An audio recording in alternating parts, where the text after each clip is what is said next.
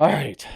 So, part two of habits that we talked about this morning. What do you need to start, stop, continue doing? And I'm glad I got to do this right now because I was in a bit of a pissy mood just a little bit ago. It was not good because of things that I decisions that I made during the week to do things. Nobody held a gun to my head. So why be a big crybaby about it when you decided to do it? So that's what I told myself, and it seemed to work out pretty well. It really does. But you have to remind yourself that every once in a while. I'm hoping that I'm back in my studio, as you can see, and I'm standing up. I'm super excited about that because I don't have to sit down. So, part two, habits. What do you need to start doing, stop doing, or continue doing to get to where you want to go based on what you want to achieve and your goals that you have?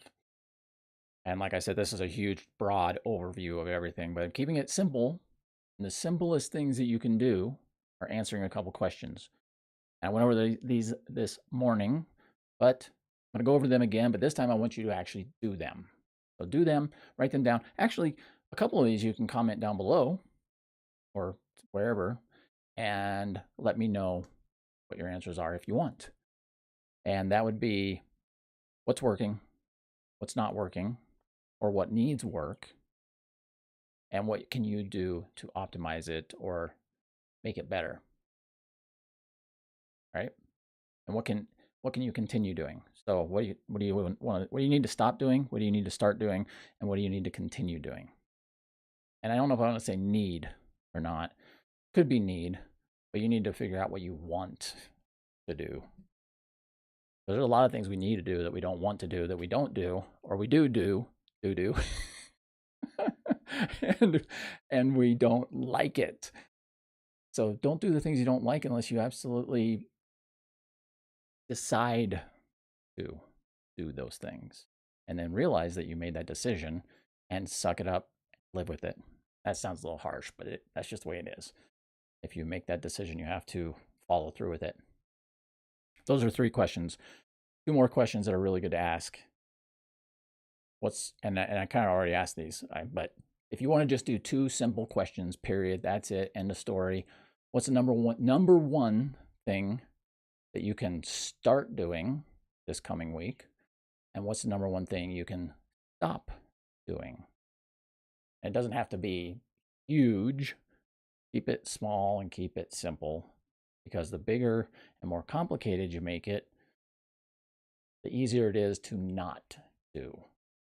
So the goal is to make it so simple that you can't not do it. And that's from, I think that's from Tiny Habits. Tiny Habits. I've read so many books on habits. Sometimes I get them mixed up. And that's the the two things. Two things. Number one thing to start doing. Number one thing to stop doing. And let me know what that is.